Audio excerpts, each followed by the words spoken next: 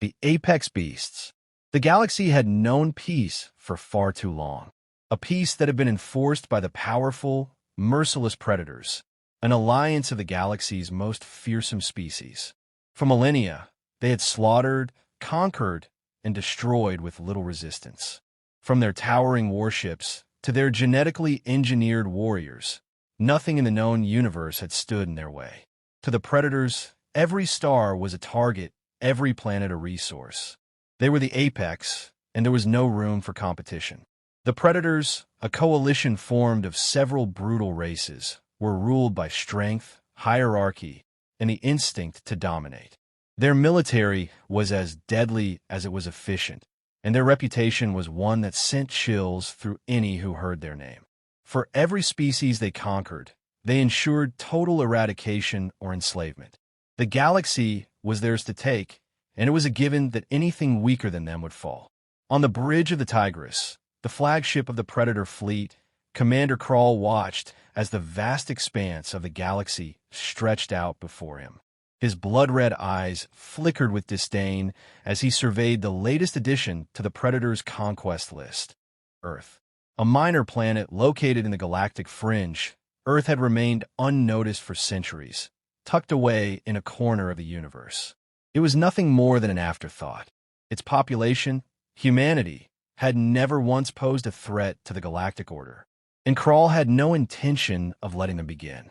"We have our target," Krall growled to his second-in-command, a hulking reptilian officer named Zaltor. "The humans are primitive, soft. Their weapons are a joke. The invasion will be swift." Zaltor's eyes narrowed as he studied the planet's profile on the holographic display. "I agree. These humans have nothing worth keeping, nothing worth fighting for. We'll take the resources, burn their cities, and leave them begging for mercy." Krall nodded, a sharp, toothy grin curling on his lips. The decision had been made. The predators had dealt with resistance before, but no force had ever truly threatened them. The humans would be no different. The Council of Predators. Far from the Tigris, in the war council chambers of the Predator fleet, representatives from every race gathered. The council was a formal assembly where leaders of the various factions discussed new conquests, strategic expansions, and resource allocations. Today, the council's purpose was singular: to finalize the plans for the invasion of Earth. Krall stood at the front, his massive frame towering over the others. On either side of him were the high-ranking officers of his fleet, including Zaltor. The air was thick with anticipation, but not the kind that comes from fear. No, the predators were above fear. They had never known a real threat, and they would not start now. "The humans have no value to us," Krall began, his voice low and steady. "They are weak, their technology subpar. Their military might is nothing compared to ours. This will be a simple extraction." A murmur of agreement rippled through the council. "We'll have their resources, and their planet will be ours to control," said a lanky, armored figure from the insectoid species called the CERN. His mandibles clacked as he spoke. "Their cities will crumble beneath our might. We shall harvest them for labor or eradicate them entirely. Make sure the humans learn their place quickly," Krall added. "We'll deploy our ground forces to crush any resistance. Their cities will burn, and their armies will be shattered before they even realize they've been invaded." A voice from the back of the room, that of General Strack, one of the Predator Alliance's most revered tacticians, interrupted. "I've analyzed their military capabilities. They possess weapons that might pose a minor inconvenience, but nothing we cannot handle. Their technology is primitive by our standards. There are no challenges here." Krall waved a hand dismissively. "I have no interest in prolonged conflict. This will be swift. They will cower before us. Any attempt at resistance will be crushed. We are predators, they are prey." There was a collective nod around the room. The council members were confident, too confident. It was rare for a species to be so thoroughly studied, and yet deemed so insignificant. The humans, despite their numbers, had no place in the grand scheme of galactic affairs, and that, to the predators, was the most dangerous thing about them. They were beneath notice. The unseen threat. As the council session drew to a close, Krall felt a sense of excitement fill the room. The warships were ready.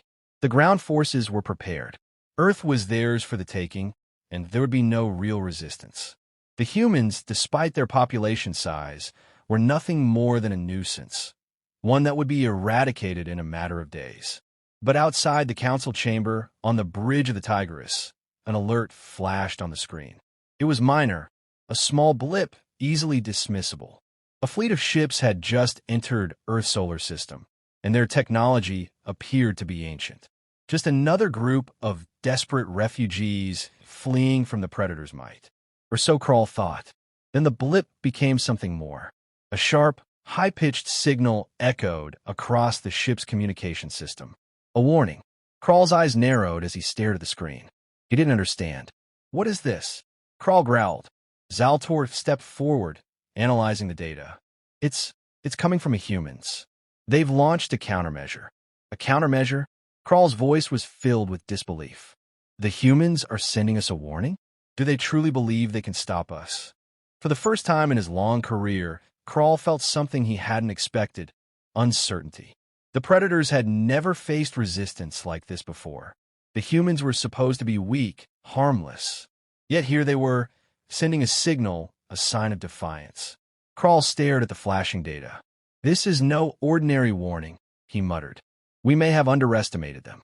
The Tigris shuddered as the fleet prepared to deploy its forces. Krall clenched his fists, furious, but also intrigued. The hunt would begin soon. And while the humans might have sent a message, it was clear now they were not the prey Krall had assumed. In the vastness of space, something had changed. The Predators had never been challenged. But perhaps, just perhaps, they were about to be. The first strike. The moment the Predators' invasion fleet entered Earth's atmosphere, a wave of shock rippled through humanity. To the aliens, it was nothing more than a strategic conquest, a simple matter of landing, extracting resources, and crushing any opposition. Yet, the humans, caught unaware, could not have known the weight of what was about to descend upon them. Commander Krall stood at the helm of the Tigris, his eyes glowing with a mixture of anticipation and cold calculation. The massive fleet of warships, bristling with weapons and reinforced shields, hovered above Earth. They were ready to strike. On the surface, they would be met with a meek, unprepared defense. Nothing more than an inconvenience. The thought of humanity posing any real challenge seemed laughable. "Deploy the ground forces," Krall ordered, his voice cold and precise. A series of commands were executed, and from the belly of the Tigris, hundreds of sleek drop pods were launched, their descent to the planet's surface swift and efficient. Earth's military had little to no capability to prevent the attack, and the alien invaders knew it. Within hours, the Predators would have control of strategic locations, and the humans would be forced to surrender. The human response. On the surface, the humans were unaware of the full scale of the invasion until the first explosions lit up the sky. Across the globe, chaos erupted as the alien ships rained down from above, leaving craters in their wake. In cities across the world, sirens blared, and people scrambled for shelter. In the heart of the United States, the Pentagon's command center flickered to life with frantic messages. General Diana Carter stood before a vast array of screens, her face grim as she watched the incoming data. Satellites had confirmed it. The invaders weren't from any known alien species. "What do we have?" Carter barked to the officer beside her, eyes never leaving the screen. "The ships are massive, General. They're warships, advanced beyond anything we've seen. No visible weapons yet, but they're deploying ground forces." "Ground forces? How many?" Carter's voice tightened. "Thousands, General. We're not talking about just an invasion. They've come prepared for total domination." The weight of it hit her hard. Earth wasn't prepared for an alien invasion. Not like this. The military might of the United States, along with the combined forces of NATO, was formidable, but against a technologically superior enemy, that mattered little. In moments like this, she knew, plans would have to be rewritten. The humans had no time to hesitate. They had to fight with everything they had. "Alert all forces," Carter ordered. "We're going to need more than conventional tactics. We need to move fast." The Predators' overconfidence. Krall watched the progress of his troops' descent, a cruel smile curling on his lips. From his vantage point aboard the Tigris, the human response appeared weak, almost laughable. Their military vehicles were no match for the Predators' advanced technology. Their air forces scrambled in vain, firing rudimentary missiles and laser beams at the alien ships. "They're flailing," Zaltor observed, leaning over the command console. "Their military is practically non-existent compared to ours." Krall's attention flicked toward the main screen, where the planet's surface was beginning to light up with explosions as the Predator's forces made contact. In seconds, the drop pods began impacting in urban areas, unleashing the alien warriors. Hulking, armored beasts equipped with weaponry that could vaporize anything in its path. It was only a matter of time before the humans surrendered or were wiped out entirely. "Their cities will fall in hours," Krall said, voice thick with satisfaction. "Their resistance is already breaking." The unexpected resistance. But as the drop pods scattered across the globe, the expected and inevitable surrender never came.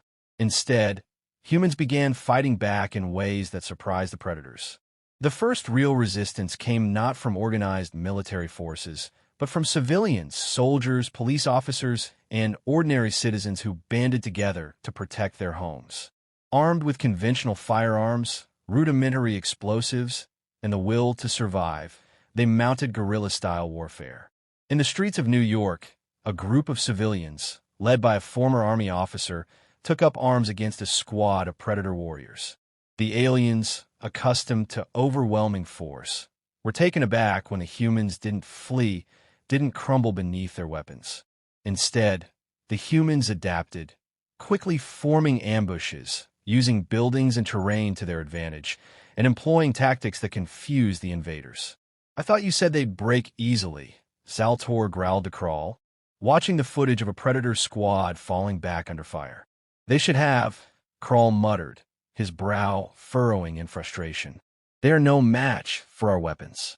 But the humans, as if fueled by desperation and a fierce will to survive, refused to let their planet fall without a fight.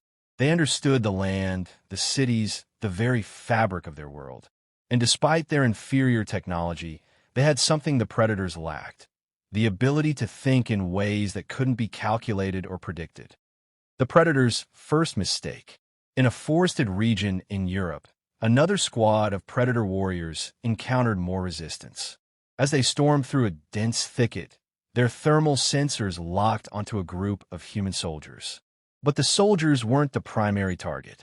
Behind them, carefully hidden and waiting for the right moment, was a series of explosive devices rigged to detonate on command. The blast that followed was deafening. Predator warriors, caught off guard, were thrown back by the force of the explosion, their armored bodies crumpling as they struggled to regain control. The human soldiers, though injured, had struck a decisive blow. The Predators had underestimated humanity's capacity to improvise. In the command center aboard the Tigris, Krall slammed his fist into the console in frustration. "These humans are resourceful," he snarled, "but they will break." But Krall couldn't shake the unease growing inside him. The humans were far more resilient than he had anticipated. Perhaps the Predators had been too arrogant, too eager for a quick conquest. In all his years of military command, he had never encountered anything quite like this. And for the first time, a seed of doubt began to take root. Would the humans truly be the easy prey he had believed? The turning point. Though the early stages of the invasion were marked by chaos and destruction, humanity had begun to adapt. With every setback, they learned, adjusted, and fought back harder. The Predators had expected to be victorious within days, but now, after their first true encounter with humanity, they had to reconsider. The battle for Earth would not be as swift or easy as they had hoped. Krall's grip tightened on the armrests of his command chair, eyes fixed on the images of scattered human resistance. The hunt was on, but now, he realized, it would not be so easily won. Humans strike back. The first wave of the Predators' invasion had been swift, violent, and merciless. But now, after the initial shock and devastation, something unexpected was beginning to happen. The humans, despite their technological inferiority, were rallying. What had begun as scattered resistance was now evolving into a coordinated, determined counteroffensive. Commander Krall's confidence, once unshakable, began to show cracks. In the underground bunkers beneath the Pentagon, General Diana Carter stared at the large screen, displaying live footage of Predator activity across the globe. The human resistance had exploded in ways the Predators couldn't have predicted. From the forests of Eastern Europe to the plains of Africa, humanity was fighting back, but not with the brute force the aliens had expected. Instead, it was with ingenuity, adaptability, and sheer determination. "General, we've got reports from multiple fronts," a young officer reported, voice tense. "The Predators are suffering losses. Our counterattacks are more effective than we anticipated." Carter didn't look away from the screen. "What's our next move?" "We've coordinated with global forces," the officer replied. "Military units are hitting Predator supply lines, cutting off reinforcements where we can. We've also acquired some of their technology. We're reverse engineering their weapons as quickly as possible." Carter's expression hardened. "Good, but we need to take the fight to them. We can't wait for them to come to us." Her words were not just a strategy. They were a statement of resolve. The humans had learned fast, adapting their tactics to the nature of their enemy. The Predator's technological superiority was undeniable, but humanity's resilience, resourcefulness, and sheer will to survive made them a far more dangerous adversary than the invaders had ever imagined. The first major victory. On the scorched streets of New York, where Predator war machines had left devastation in their wake, the tables were turning. A special human task force, made up of military and civilian experts, had devised a daring plan. Using a mixture of scavenged Predator tech and human engineering, they had built a makeshift weapon capable of piercing the aliens' advanced shields. Lieutenant Alex Ramirez, one of the leaders of this team, was in the thick of it. A former weapons engineer turned soldier, Ramirez had spent the last few days studying the behavior of the Predator warriors and their machines. Today, they had a new weapon, a modified EMP device capable of disabling the shields on their war machines. The element of surprise was key. "Ready," Ramirez whispered to his team as they took position in the shadows. The team, armed with the makeshift EMPs, nodded. The Predator forces patrolling the streets had no idea what was coming. With a signal from Ramirez, they unleashed their surprise. The EMPs erupted in synchronized pulses, sending a shockwave through the Predator units. The war machine's shields flickered, faltered, and then went dark. "Now!" Ramirez barked. Human forces emerged from their cover, opening fire with everything they had. It was a deadly ballet of precision and firepower, with the humans picking off stunned Predator warriors who were vulnerable without their shields. Though outmatched, the humans' quick thinking and tactical coordination turned the tide. The battle in New York ended in a rare victory for the humans. Predator bodies littered the streets, their advanced technology now in the hands of their enemies. As Ramirez and his team regrouped, the sound of distant explosions filled the air. The fight wasn't over, but the message was clear. Humanity could strike back, and hard. The global resistance. While the battle in New York raged on, humanity's resistance was growing in strength across the planet. In Tokyo, a group of engineers and military personnel had managed to hack into Predator communications, intercepting their battle plans. In Africa, local militias, armed with nothing more than rifles and sheer will, had ambushed Predator convoys, capturing critical resources. Even in the vast, barren landscapes of Siberia, humans had turned their environment to their advantage. Armed with explosives and basic guerrilla tactics, they had managed to sabotage key Predator installations. As the days wore on, the Predators began to realize they were not just fighting an alien species. They were fighting something far more dangerous, a species that had been pushed to the brink and refused to go quietly into the night. Commander Krall paced the command deck of the Tigris, his fists clenched in frustration. His once feared forces were now being harassed by human tactics at every turn. The battle lines had become muddied, and the humans had proven far more unpredictable than anticipated. This cannot be happening, Crawl growled, glaring at the tactical map, where red markers for the Predator forces began to dwindle. They're everywhere, and they keep adapting. Zaltor, standing beside him, frowned. We've underestimated them. Their tactics are unorthodox. They don't fight like any species we've encountered before. They fight like survivors. Crawl's eyes flared with a cold, burning intensity. This will end. We'll crush them, wipe them from the galaxy. No one defies the Predators and lives. But even as he spoke, there was a flicker of doubt in his mind. Humanity's ability to adapt was not just impressive, it was terrifying. They had already outsmarted him once by exploiting weaknesses in his own strategy. What they could do it again. The emergence of a new weapon. The tide had begun to shift in humanity's favor, and the Predators' initial underestimation of Earth's inhabitants was proving to be their greatest error. General Carter knew the war was far from over, but humanity had found a new weapon, their ability to improvise under pressure. With every battle, every setback, humanity grew stronger. They were evolving in real time, finding ways to turn Predator technology against them and using the environment to their advantage. Meanwhile, back in the Pentagon, Carter was given a report that would change the course of the war. A team of scientists, working around the clock, had successfully reverse-engineered a Predator energy weapon. With this new technology, humanity could hit back even harder. Carter's eyes gleamed with a steely resolve. She was no longer simply reacting to the Predator threat. Humanity was now taking the fight to them. The balance of power had begun to shift. The battle for survival. As the counteroffensive gained momentum, the Predators were forced to reconsider their assumptions. Crawl, now more determined than ever to finish what had started, watched as his forces began to adapt, but it was clear they were no longer fighting a quick, one-sided battle. The humans were not only fighting for their survival, they were fighting to win. And Crawl could feel, deep down, that this battle would not be as easily won as he had once believed. In the heart of this shifting war, humanity had found a singular truth. They were not just fighting for survival anymore. They were fighting to prove their place in the universe. And the Predators, for the first time, were beginning to understand that the hunt had become a battle they could not take lightly. The reckoning. The skies over Earth burned with the fire of conflict.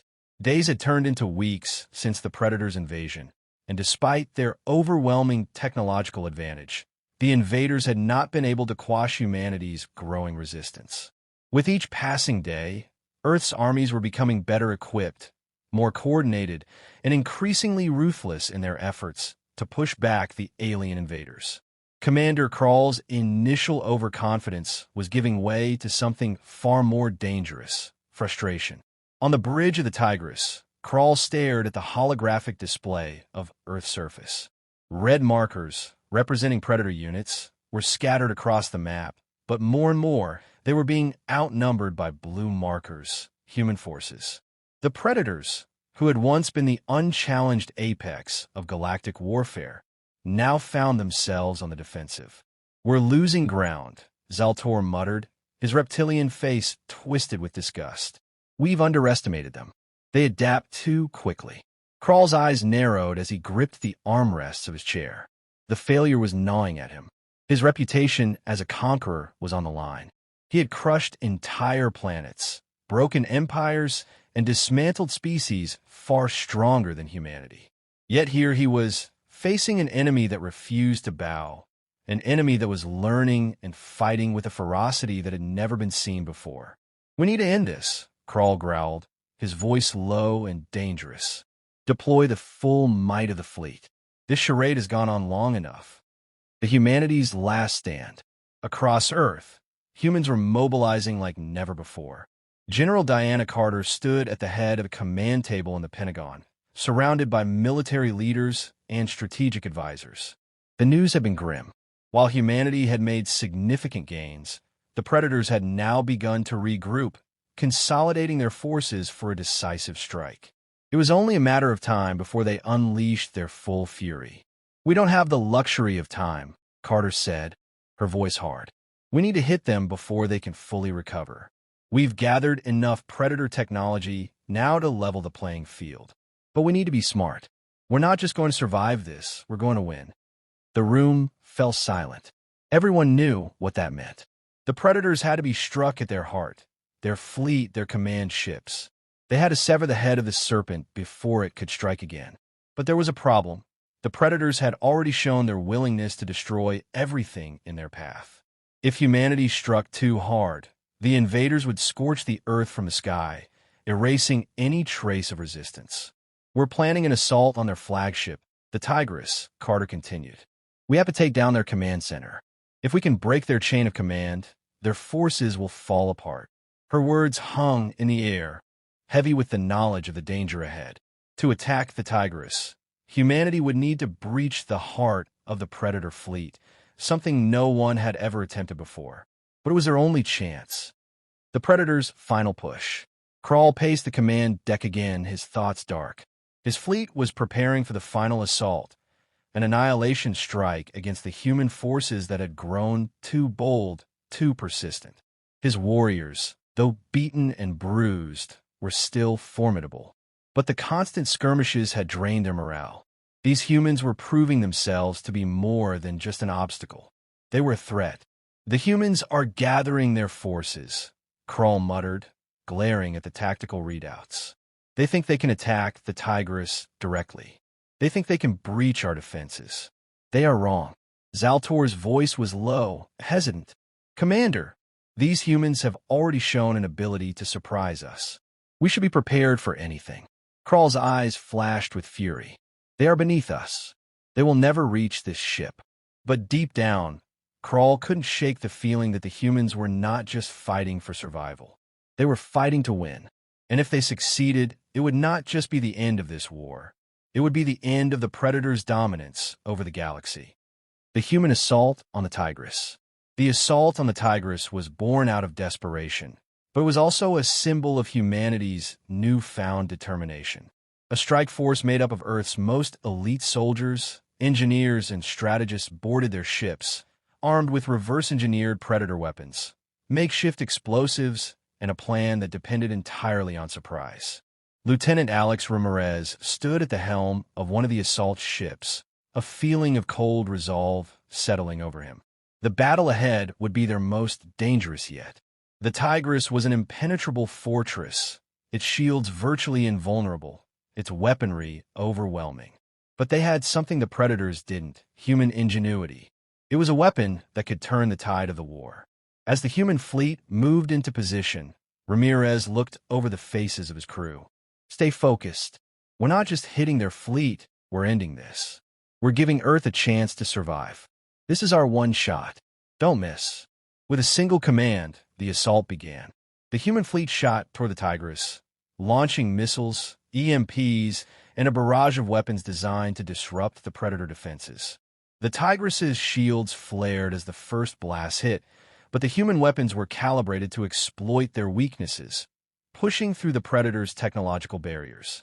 "Shields are failing," Zaltor shouted from the bridge of the Tigris, panic creeping into his voice. Krull slammed his fist onto the command console. "Prepare for evasive maneuvers. We cannot let them breach." But it was already too late.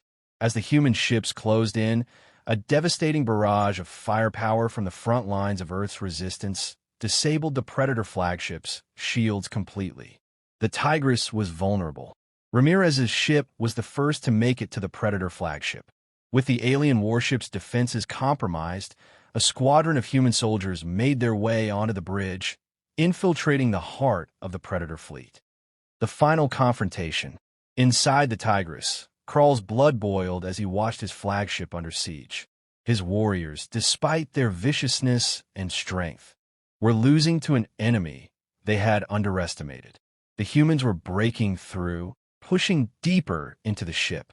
In the chaos of battle, Krull locked eyes with Zaltor. "Activate the ship's self-destruct sequence. If we cannot hold Earth, we will burn it all down." Zaltor hesitated, his claws trembling. "But the humans—" "Do it," Krull snarled. The countdown to the Tigris's self-destruction began, but before Krull could act, the door to the command room crashed open, and a group of human soldiers stormed in, led by Lieutenant Ramirez. With a roar, Crawl charged, his massive form lunging at the humans. But Ramirez, using a Predator energy weapon, shot Crawl down, and the Predator commander fell, his blood staining the metallic floors of his ship. As Crawl lay on the ground, his vision fading, Ramirez stood above him, the human soldier victorious. The final blow had been struck. The Tigress was no longer a threat. The aftermath. With Crawl dead and the Tigress in ruins, the remaining Predator forces on Earth began to crumble. Their once uncontested grip on the galaxy had been shattered by a species they had never taken seriously. Humanity had done the impossible. They had not only survived, they had won.